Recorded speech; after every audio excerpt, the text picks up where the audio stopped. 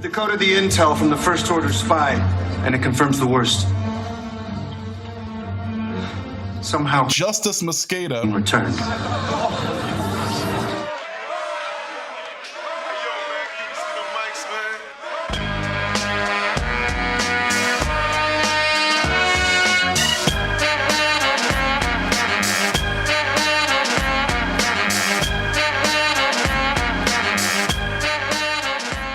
I'm here with my mortal enemy, Justis Mosqueda, to talk about a JV game that doesn't matter for the Vikings and doesn't matter for the Packers because the Packers are locked into the 7th seed. I did try to play around in the ESPN playoff machine if I could find a way to knock the Packers out of the playoffs, and that's not happening, which is unfortunate. There are Packers fans who also want that. They do not want the positive reinforcement of Matt LaFleur getting the 7th seed again and the team ending up extending him. They're very different competing camps in Green Bay right now in terms of the fan base. So Matt LaFleur for like 4 years was like the winning percentage leader among all active head coaches, right? I think even through, because he's through like 7 seasons now, he's second all time, only behind like George Seifert. Okay, I'm gonna look at these coaches because the PFR coaching stats are so cool. The game doesn't matter, so I'm just going to spend time talking about stuff like this. Yeah, correct. Yes, no, I would like to up front. This game does not matter, and you will see when you guys see Clayton Tune under center. All right, so he's second. No, he's second among active because Nick Sirianni is. Hold on. I think it's like it's if they've coached the first 7 seasons. Oh, okay. And then how many wins? Because he like passed Holmgren and all that stuff. Don't tell Packers fans about that. They'll freak out. But all right, so among those with at least 7 seasons, not through 7 seasons, at least 7 seasons. No, it's John Madden. Like year 1 through year 7, I think. Okay, yeah. So I don't. I'm only looking at the PFR coach list, so that's probably true. That through 7, he might be second all time behind. Would you say Hallis? Seifert, George Seifert. George Seifert. Oh, okay. So for Bill Walsh. So 2 coaches who took over got it. Yeah. Bill Walsh and Mike McCarthy, very similar coaches to take out. Exactly. But with at least 7, we got Madden, Lombardi, George Allen, and then we get to skip Sirianni, Tommy Hewitt. 1920 to 1924. That's why. All right. Blanton Collier, Jim Harbaugh. No, he's got 6. I can't count him. So Blanton Collier is 8. Ray Flaherty. I can't pronounce Irish names. George Hallis, Don Shula, Paul Brown, Tony Dungy, Jim Lee Howell from 1954 to 1960. Then we got Sean McDermott, and then Matt LaFleur. But can he coach? He's no good at coaching. Yeah, is he a good coach? I don't know. The quarterback can't play. The whole franchise is in the dumpster, but Packers fans are pissed. The problem is our president and CEO had a big mouth, came in and was like, I'm not extending anyone. You got to prove it to me. And then that invigorated the fans. No, that encouraged them. They're like Super Bowl or bust. If you lose the NFC Championship game, you're getting fired. And that is just absolutely not what's going to happen. And do you think Packers fans might be spoiled? Do you think that's on the table? Yeah, but like at the same time, like the spoiled Packers fans are like, we are going to take down the Titletown sign in Green Bay and we're going to put up Playoff Town because that's all you guys care about. So okay, but that is hilarious. Like that's actually a good bit. It's not a bit. They really believe that. Like it would be great if it was a bit. They're going to be nuts. They're doing all this like cap stuff because like, God forbid you go on Spotrac and they like actually show you what the Packers' actual cap situation is going to be this upcoming year. It doesn't count like the proven player performance escalators. There's no holdovers for your draft pick slots. It's not including like you have 40 guys on the roster instead of the 51 that are actually going to count. And like you're going to sign all your reserve future guys like immediately after the season ends.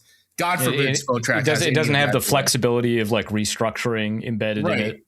Yeah. So Packers fans are like, we're going to have $50 million in cap space. And I just wrote an article about how they get to functionally like zero by like just re-signing like Sean Ryan, their center, to like a $10 million deal. And buddy, do they feel lied to by Spotrac? Do they feel lied to? They feel lied to. Like a whole lot of like Packers stuff right now is just Packers fans being mad at math. And I've told them, and they're like, the feedback I get is you're not painting a very great picture about the Packers' future. And my answer is, well, they're hoping that they don't have like 17 guys on IR this time next year like they do right now. But if you find a different way to count, I'm willing to change my opinion about stuff. I only know one way to count right now, though. Okay, well, we got Justice validating what we all knew is that Packers fans hate math. That's good. Except for like the APC writers, which like, I think we've cornered the market on yeah, cool. Like Tex Western loves math. You invented Math Rushers, a name you're very proud of. Paul writes a bunch of stuff using stats. Archon does too. Yeah. The lone statistical holdover in Packers country. Which how many of them live in Wisconsin? Actually, like a third, probably. The best I've ever seen Wisconsinites engage with math is when an Oregon fan said, "We're going to teach the Midwest about drinking." And I have never seen more advanced statistical analysis from the state of Wisconsin. Yeah, no, that was me. I know. Like we got a lot of like breweries here. It's a different ballgame. That's not the same. We're talking about completely different styles of play. Just move from like G5 to P4 immediately. Yeah. All right. I guess, we'll talk about the game. Clayton Tune, do you know anything about the former Cardinals and Northwestern quarterback? Yeah, he had one start. I think he lost by like 30 points to the Cleveland Browns. He threw 2 picks. And I think the Browns are pretty good, sacks. right? The Browns are good on defense. 23? I can't remember how good they were in 23. Okay. But yeah, no, it's probably going to be really bad. He had his first pass against the Ravens last week. He came into the game in garbage time. It's an interception. It wasn't really his fault. If his wide receiver dropped it and like tipped it up and it got caught, but still pretty bad vibes from that. And the fact that the Packers went out and grabbed Desmond Ridder kind of makes me think like, I don't know. Maybe they want to sign Ridder to the reserve futures contract for next season when Malik Willis's contract is going to expire instead of Clayton Tune. We'll find out. But yeah, that would make sense. Scrambled at backup quarterback. Basically, the entire time since Love has been moved up, other than the trade for Malik, and we had to spend draft picks on Sean Clifford and a guy from I think like FIU or something that I don't remember his name anymore because he didn't even make it to the 53 or practice squad before practice squad. That's rough. Well, at least I feel vindicated about Sean Clifford. He sucked. They panic picked for that because that was the quarterback run. Remember? I think that was like right. Yeah, that was the one where it was like 7 quarterbacks winning like 20 picks, and then they were like, "Oh my god, we have no cap space. We physically have to have a backup quarterback on this team," and then they just panic drafted Sean Clifford in the 5th round. I think most teams probably didn't have a draftable grade on Clifford. I think that would be fair to say. Was that? Yeah, that was the same draft as Jaron Hall, who was also panic picked. Would you rather have Jaron Hall or Clayton Tune? This game doesn't matter, man. This game doesn't matter, and if Clayton Tune is their QB2 going into the offseason, they'll probably spend like a 4th round pick on a backup quarterback. So, wait, this isn't like how many quarterbacks does this draft even have? Not many. So if you want to go talk about that, this is one thing that I've kind of been like telling Packers fans about because they're like, "We'll just find one in the 8th round," and I'm like, "I don't know what you guys are talking about." So I'm looking at the consensus draft board, right? Mm-hmm. There is no promise that either Dante Moore or Ty Simpson come out, and Arch Manning has already gone back. Lenore Sellers has already gone back. Brendan Sorsby, the quarterback out of Cincinnati, is in the transfer portal currently. So with all that being said, I think the only lock underclassman, Darian Mensah, the quarterback from Duke, is going back too. The only underclassman quarterback I think who is for sure going to come out is Fernando Mendoza, who's either going to go first or second. So only relevant to a small handful of teams. After that, it's Garrett Nussmeier, who's season-ending injury. Right. Cade Klubnik, who not great. Yeah. Drew Aller, season-ending injury. Carson Beck. And then that's it in the top 200 players in the consensus draft board. So we're talking about 5 draftable quarterbacks, one who's only going to be available to a handful of teams, and the other half of those had season-ending injuries to end this year. Well, okay, but also like the Packers are they also a height, weight, speed team when it comes to quarterback too? No, they just really I think they just want athleticism. Really? Okay, so that's that either way that knocks out Garrett Nussmeier. Yes. Yeah. And then who knows? Aller broke his ankle, so I don't know when he's going to be ready. I'm sure his camp will blast it out as soon as draft season. Well, yeah, have fun with Diego Pavia or whatever, man. That sounds fun, dude. If we bring in Pavia, he's a Diaz brother, dude. He really is. And look, that's okay when you're watching fighters. I don't want my quarterback to be a Diaz brother. And I really don't want my quarterback to continuously be suing the NCAA to keep playing college football. I don't know if that's the way to go about it either.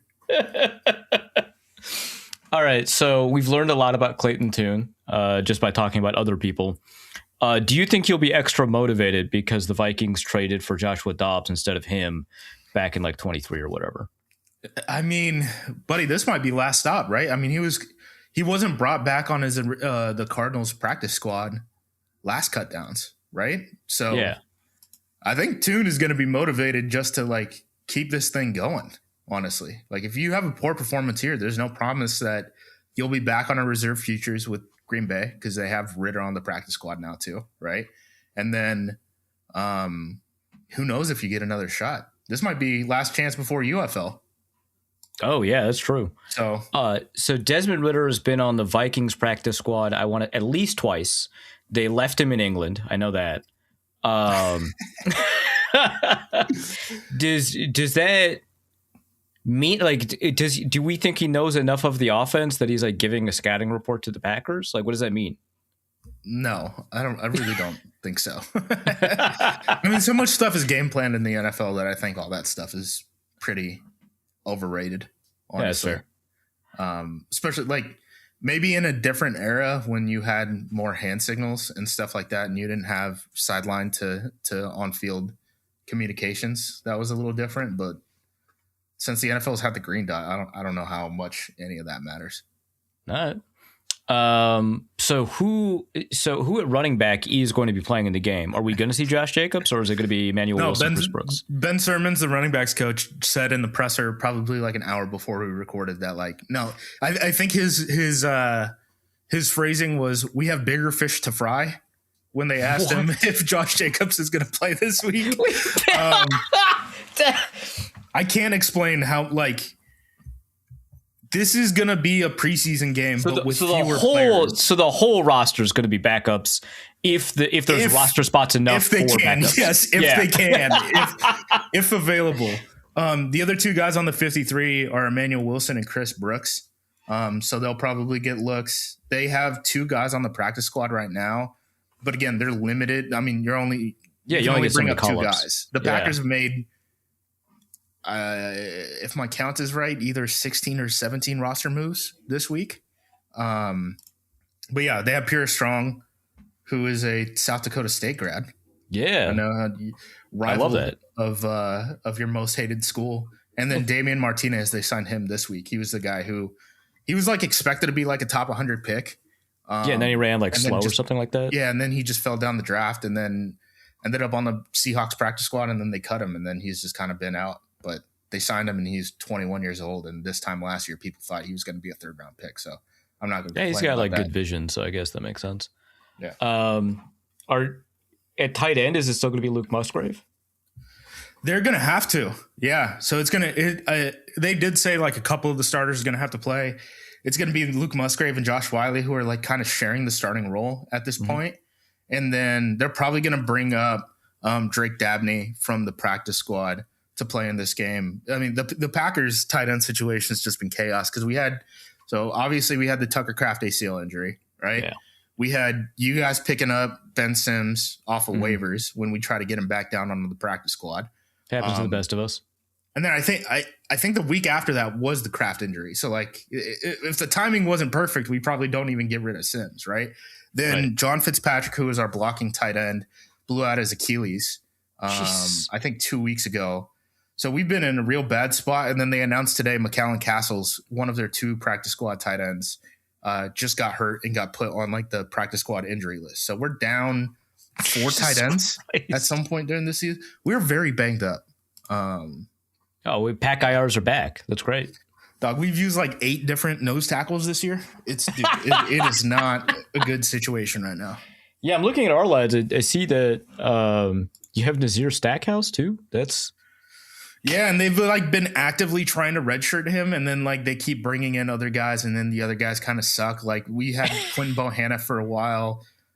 We had Jordan Riley, who actually was playing half decent snaps. He went out with season-ending injury last week. I think he like broke his ankle. Good Lord, dude. We waiver claimed Jonathan Ford off of the Bears roster on Monday. I want to say he used to be in Green Bay. He spent 2 years here, never got on the field. He was a 7th round pick for us, but now he's going to be back up for games. Yeah, I mean, we've genuinely like played like 8 different guys at nose tackle this year, just kind of searching for anything post Kenny Clark, and none of it has worked. I bet that's probably our biggest need going into the offseason, and where we will spend a day 2 selection. So wide receiver, both Savion Williams and Dontavian Wicks are injured. Christian Watson is like kind of always an injury concern. So I'm not wrong about that. Well, I don't think Christian's going to be. I think they're going to try to keep Christian and Jaden healthy in this game. But so it's Romeo Doubs and Matthew Golden and like Bo Melton. Yeah, Bo is probably going to play. I think Savion will probably play. Wicks is Wicks was like a complete non-participant from like a concussion like 2 weeks ago on Wednesday. So Jesus. I don't think that's in a good spot. So I don't think you want to play Wicks. Again, we can only call up 2 practice squatters. So like things are pretty chaotic. And like maybe they do swap around some of these lower on the roster guys just based off of like injuries. Like they brought up 2 cornerbacks before they ended up picking up Trayvon Diggs and stuff. So like maybe you find a roster spot that way or something. Isaiah Nair, didn't he have like really good testing numbers? Yeah. The guy to watch out for, though, actually is like Will Shepherd. If he comes up, Will Shepherd was activated for the Lions game on Thanksgiving when they were dealing with a bunch of receiver injuries. He's like a punt returner. Okay. Colorado guy, right? Yeah. They didn't use him at all in the Lions game, but they brought him up. So I would think out of the 3 receivers on the practice squad, he's probably first in the pecking order. Yeah. The only one I don't actually know about is Jacoby Keeney James. I've never heard of this guy. He was some returner guy too. Like it's all returners on the practice squad. Fair enough. Okay, so what? Yeah, and the game doesn't matter, but like, what kind of offensive game plan would we expect to see? Because Brian Flores is still going to try to kill whoever's at quarterback. Yeah, I think they're going to try to run the ball and just like get out as fast as possible. Like the fewest amount of plays you play. No matter the score. The score does not matter. It's just keep the clock rolling, I think is the game plan on the offense. Does that mean, are we going to get a carry for Jaden Reed, or is that too dangerous? Buddy, I hope Jaden Reed is inactive. He's the only guy who can get yak yards on this team. And if we don't have him for the playoffs, we are screwed. Tucker Kraft is something crazy. Like, I don't know where he's at now, but I know going into last week, we looked it up. And he was like 4th in yak yards in terms of tight ends. Yeah, it's crazy. Yeah. And like he's been out the whole second half of the season. Like that was entirely our offense for a long time. And then once he went out, that's when things got nuts against like the Panthers-Eagles stretch where the Packers scored like 20 points in 2 games. All right. Just searching, soul searching, I guess. Soul searching. Are we going to see any backup offensive linemen? It feels like you're thin on that too. I hope so, but we'll see how many. I mean, we don't have a 2 deep on the offensive line. So it's your guess as good as mine to who ends up sticking in. I think it was Morgan and Belton who played garbage time at the end against the Ravens. So maybe the right side of the line is still going to be the same. And then you get Jacob Monk at center, Donovan Jennings at guard, Darian Kennard at tackle, and you end up sitting Rasheed Walker, Aaron Banks, Sean Ryan. But I mean, any of those guys can get called in if anyone goes down. LaFleur's been pretty clear about like guys need to prepare like they're going to play in the game because we don't have enough healthy players to actually make it through and sit people. Again, it's a preseason game with fewer players. That is full blown what I expect. Is Malik Willis better than Jordan Love? Oh my God. I started making jokes this week. I'm like, can we tag and trade Clayton Tune? Yeah. The Packers fans are going nuts with the Malik stuff. I don't think any quarterback has ever helped themselves with 2 losses ever than Malik Willis. I see Packers fans being like, there's no way he gets fewer than like $40 million per year. And I'm like, 40? Buddy, that's what I've been told. And like people are like extrapolating like the Matt Flynn contract, like right, all this stuff. No, he's going to sign for like 15-ish somewhere. Yeah, I was thinking like 15, 17, maybe 20. Yeah. So, good for him. Love that for him. But his numbers are like absurd, right? Like you've seen. Yes. He didn't get starter reps last week. He didn't? No. They thought Love was going to play. That is genuinely impressive. Yeah, they're oh crap, Malik has to go play, and then he just balls out, and you're like, this is hilarious. It's like I love that, especially in the context of like, hey, JJ McCarthy didn't play well because he had like a baby this week, or he didn't expect to get the starting reps, so his Carson. He has a leg injury, and he's jumping on the sideline. You can't. Yeah. Where are you guys on 9 watch? I know Hafley said that he only has one game plan, and it's for McCarthy. He thinks McCarthy is playing. That's possible. Yeah, I mean, McCarthy was a full participant, right? So like that, sure. Yeah. I don't see it. I don't see the point. Obviously he needs as many reps as possible, but like he is carrying currently 3, maybe 4 injuries. And so just like let him recover. I don't know, to lose some weight in the offseason like he loves to do, and then come back at 210 pounds and be real. Otherwise, yeah, it's Max Brosmer, which I would prefer because that's so funny. I don't know. That's hilarious. I still can't believe the Lions game, man. I was watching that and I was just the full blown sickos meme. I'm like, oh my God, dude, they're really going to lose to Max Brosmer. And then I just saw, I mean, the rating stuff, nothing moves me, right, with the rating stuff. But I did see that Netflix put out, and they were like, that was like the most streamed game ever on like a streaming platform. And I was like, that's amazing. 30 million that's outstanding. Win a football game. That's nuts. I love the idea that might suggest that was like somebody's first football game ever to watch. Their introduction into football was Max Brosmer. It's like, man, why do teams throw the ball? This looks so bad.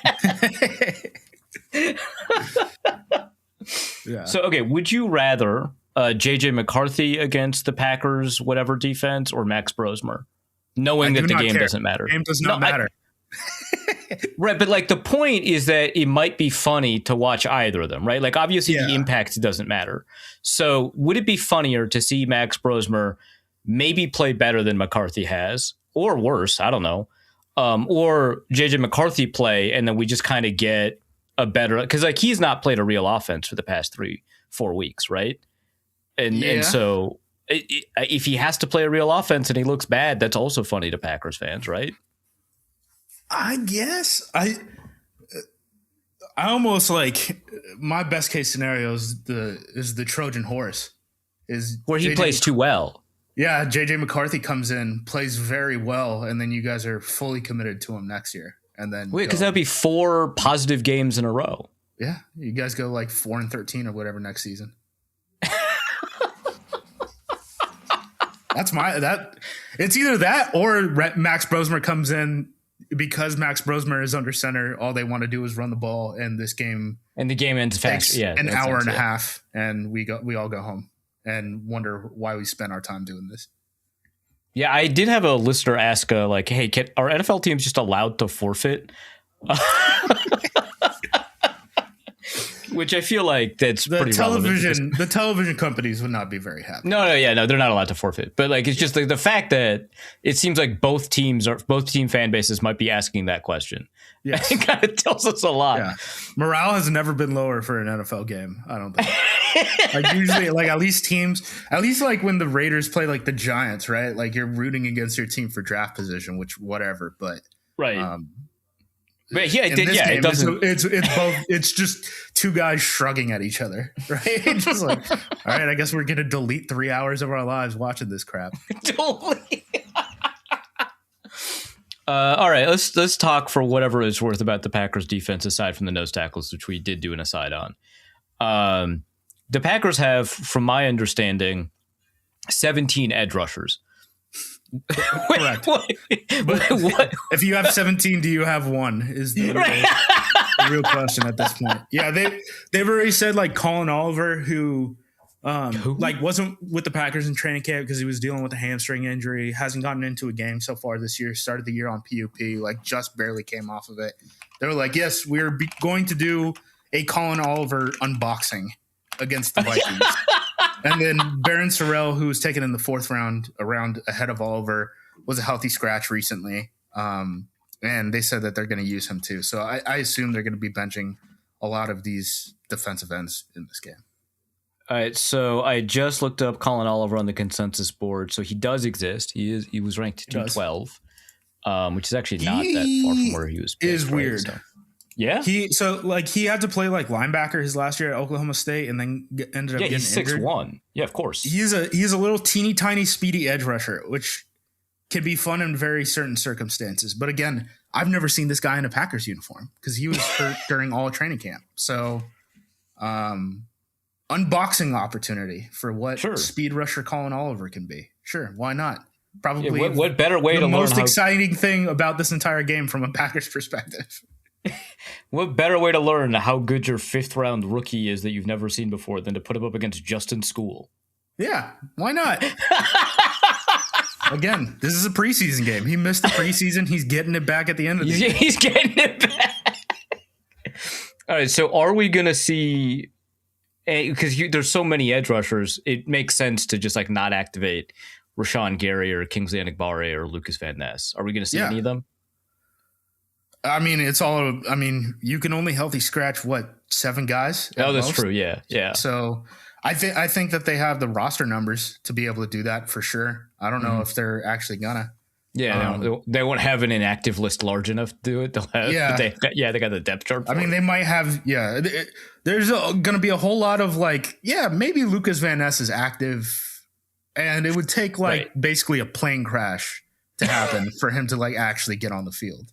Okay. It's going to be some of that in this game, I think. All right. So are we getting into Nazir Stackhouse unboxing then? For sure. Well, no, he's played. He has played. He's played. Okay. Yes. Big Sleepy.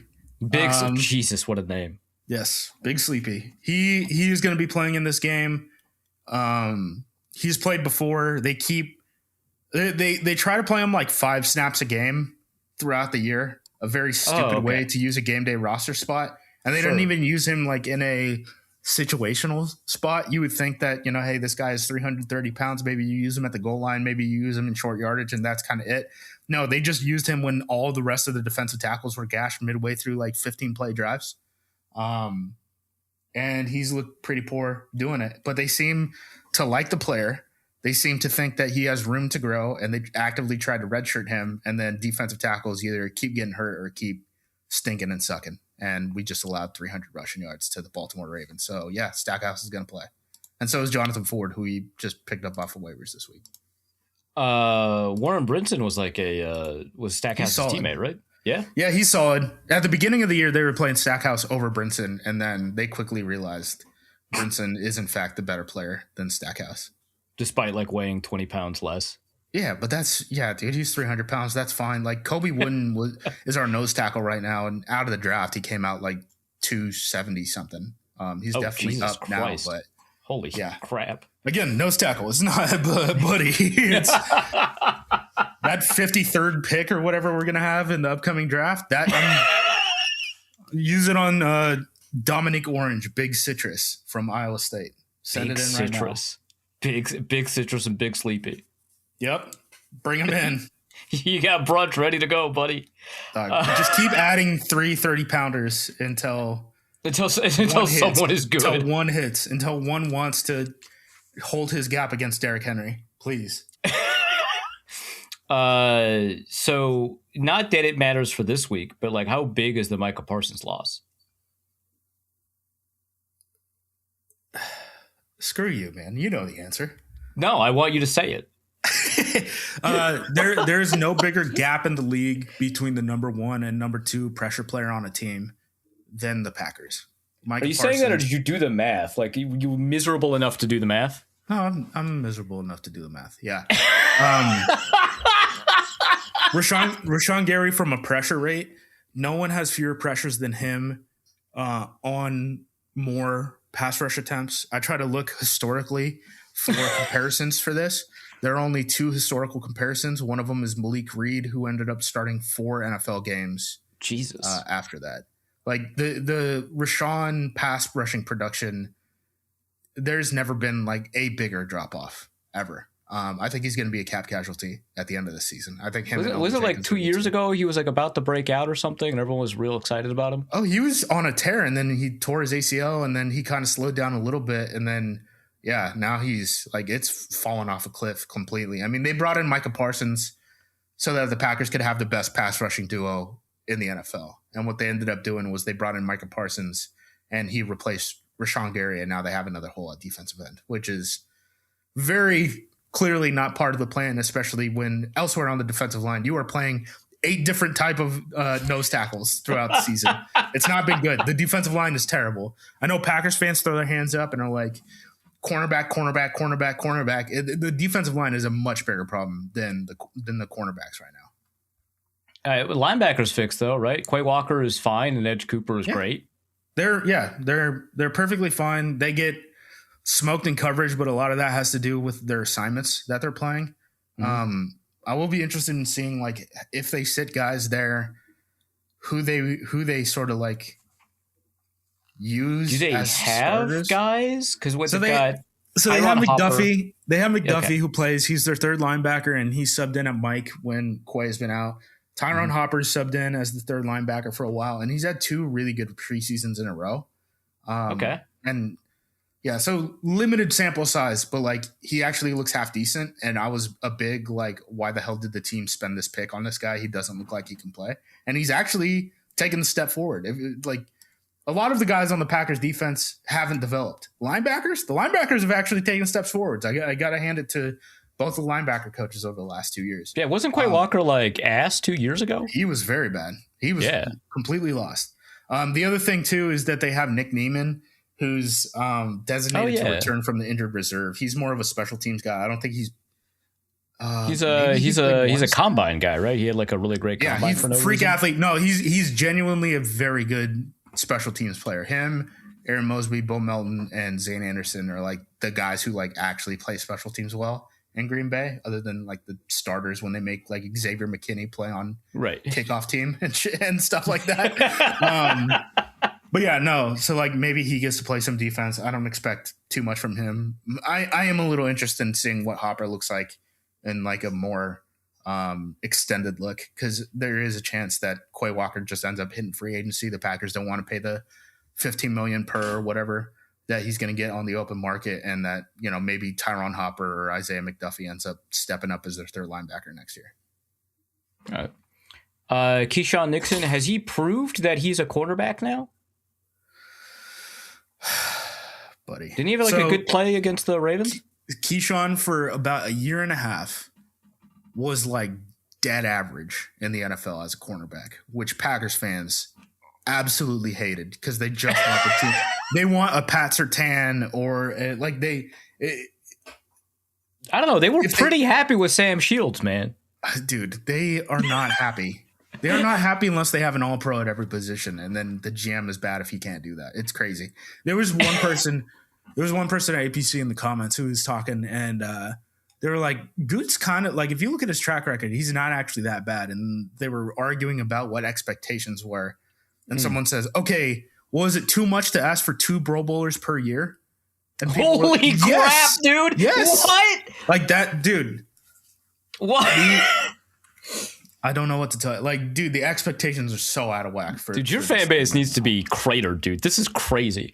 And policy's going to do it when he ends up extending people. I love the idea that like Packers fans like, is it too much to ask for 2 Pro Bowls a year? And Vikings we've won like, one ring since like 97. Where did these expectations come from? I don't get it. They've Vikings seen fans are asking before. for 1 Pro Bowler in 5 years. They're like, God damn, Quasi, draft a guy. Yeah. Extend him again, please, for the love of God, dude. My favorite GM in the league. I love that guy. Have you been able to figure out how he because like for an analytics GM, he sure doesn't seem to follow any numbers for how to draft. I don't know. Yeah, and then they're just like burn the picks, burn the high picks. Who cares? Trade up, like trade back into the first. Like I don't know. I love it. Extend the double trade up in the first round for an edge rusher 2 years ago was something, man. Amazing. I love him. Name him Emperor. I did the math, and the Vikings. I mean, obviously, one of the trades up was to get Drake May, and they obviously couldn't do it. But if you include it as part of the trade up for Dallas Turner, who is fine, he's fine, you know, which is not what you want at like 17th overall. I'll slap you the Gary contract for his right now. I'll do absolutely that. Not. Yeah.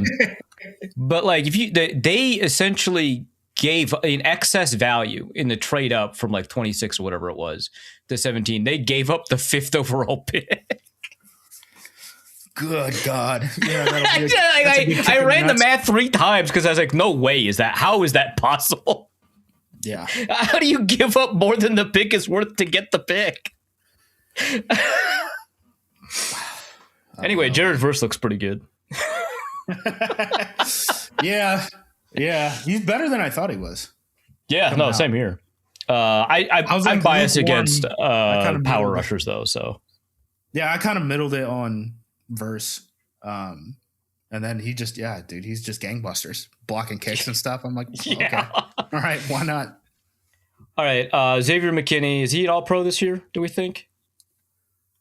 No, because he's not getting interceptions like he was last year. Yeah. Dude, should he be an catch an all-pro? interception? I mean, we dropped 5 against Bo Nix.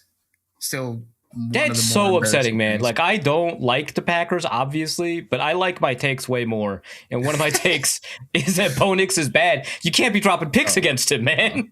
I went on to every radio show in Wisconsin that week and was like, we're going to win the game because of the quarterback advantage. That guy stinks. And then he threw us 5 interceptions. We came down with none of them, and we lose by 1 when our quarterback goes, or when Micah goes down. That's on you, dude. That's entirely your fault. I guess so. Yeah. No, and then people were like, aren't you the Ducks fan? And I'm like, buddy, this is why I know. Look, I know this. This is why I know. This momentary Tyler Shuck moment, I don't buy it. When Dylan Gabriel was picked in the 3rd round, don't buy it. No, don't believe it. None of those guys can play at this level. It was only the one nobody believed in, Justin Herbert. Yes.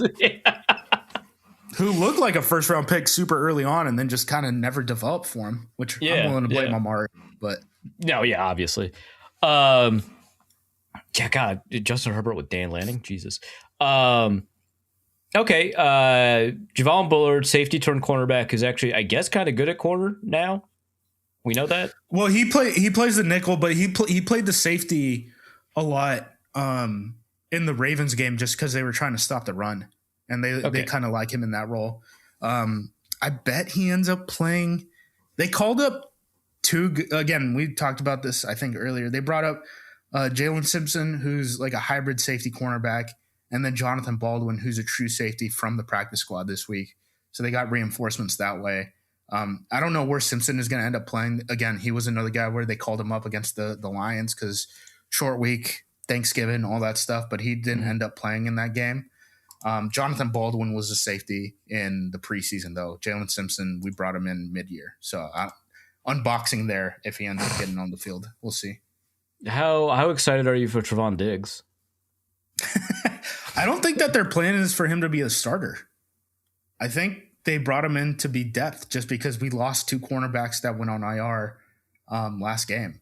So they said that they want him to be ready to play in this game, but Hafley said that he doesn't know if he's going to be able to, but that if he is, they would like him on the field.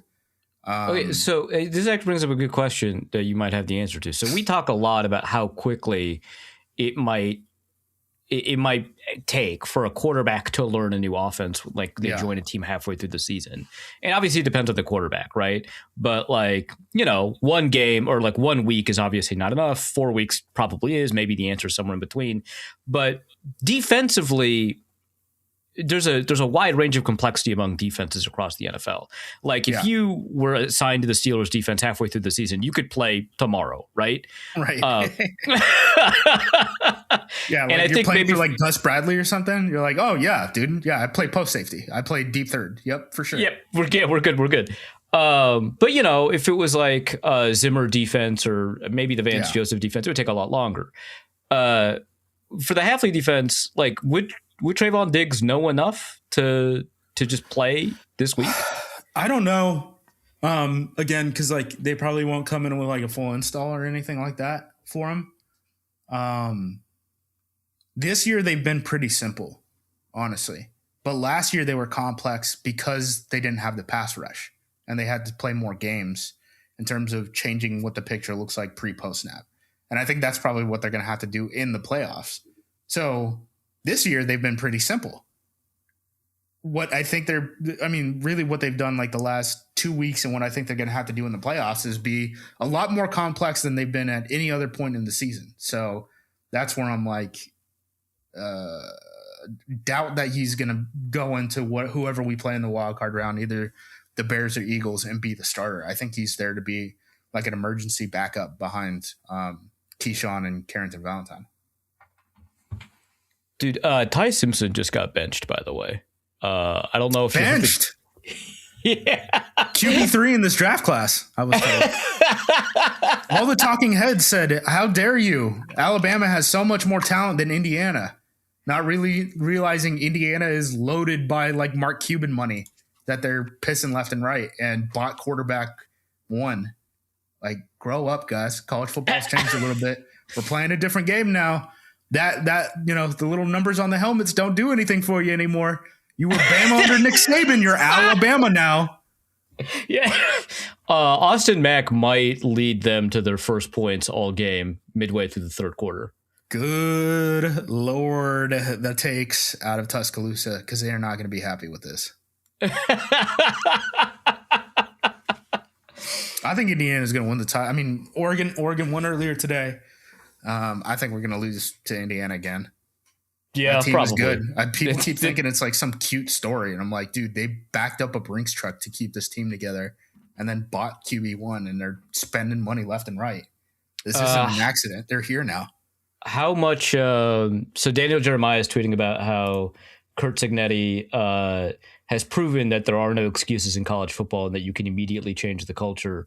Okay, again, the wrong lesson to learn. Mark Cuban has a lot of money. So like I was told. So I have a buddy who's a college football reporter. I'm not going to say his name, but he reached out to the SID, the Sports Information Director at Indiana, when he was trying to work on a story during the Oregon-Indiana week, I think. Mm-hmm. And he was trying to talk to the Sports Information Director and get in touch with Mark Cuban. And the SID was basically like, oh, yeah, if you send him an email and just say Indiana football in the subject line, he will respond to you. And he's like, doesn't Mark Cuban have like a bunch of better things? Like, isn't he like trying to? No, we know he doesn't, because he was opening his email during the Pablo Torre podcast and just going through it. So my buddy sends him some questions about Indiana football, puts Indiana football in the subject header, right? And 5 minutes later, gets a response from Mark Cuban. Dude, what a clutch move from the SID. Yeah. He's like, oh no, like Mark Cuban would love to talk about Indiana football, dude. He cannot stop talking about it. All right, Meanwhile, so we got the Texas Tech people. I have some buddies who are Texas Tech alums and stuff, just who work in football. I've just been texting them nonstop. Just climate change is real. Just like every 30 minutes. It's like you spent all that money on like score act stuff, like advertisements during football games, and you can't buy a quarterback. Seems like a poor ROI, in my opinion. I just love that Texas Tech came in, spent a bunch of money for 1 year, and then wanted to slam the door on spending money in college football. And then they get offered in the playoffs. Like, you bozos. What type of new money BS are you guys trying to run? Tell the pay pigs to do it again next year and find the pay Jesus, dude. The pay pigs. All right, no, I gotta get this back on track. All right, I shouldn't have said that thing about Ty Simpson. That's on me.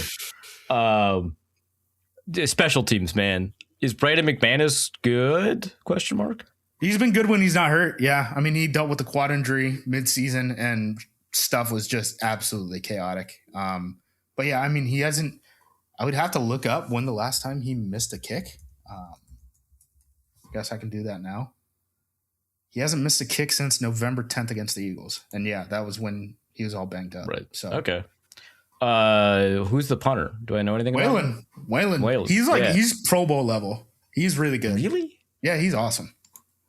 I'm gonna look him up. He's Irish too. PFF to see if their opinion matches yours, and then call you wrong if it doesn't. Go for it. Okay. He's good. He's actually good. No. He's second in the PFF grade. That's okay. That's not bad. He's actually good. Like it's pretty funny because like we haven't had like a really good punter in a while.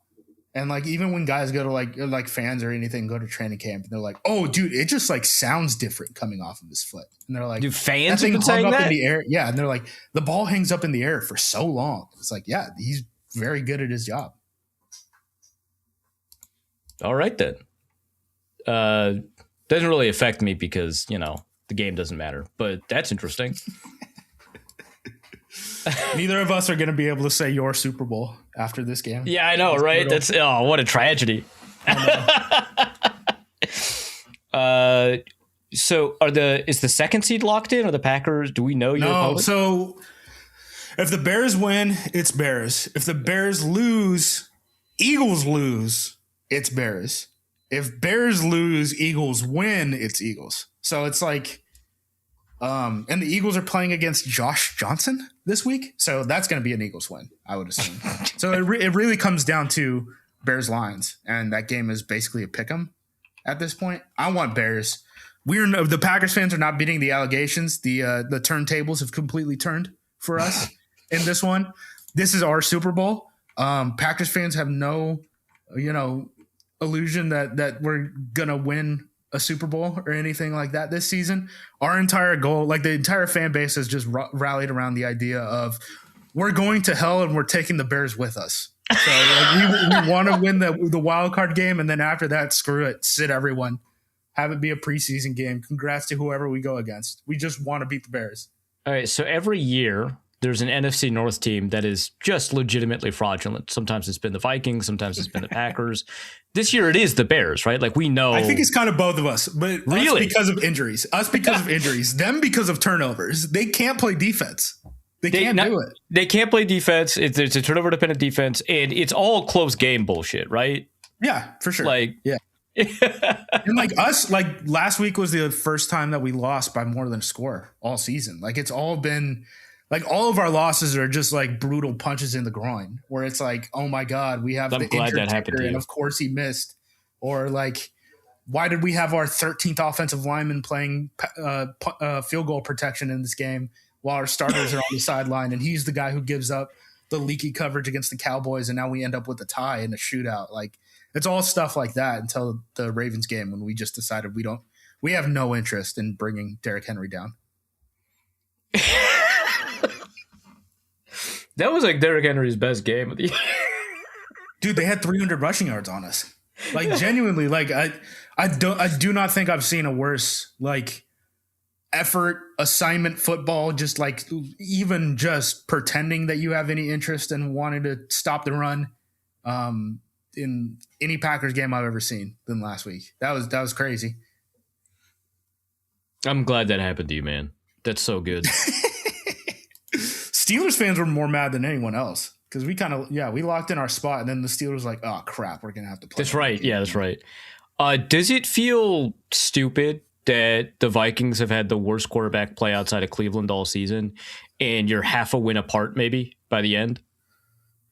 Yeah, I don't. Stuff's great. Yeah, once like the Lions, I saw that the Lions were the 4th spot in the NFC North. I was like, dude, I've lost all context for what has happened this year. What a weird NFL season. I do think like every NFL team is as dumb as the Packers in at least one way.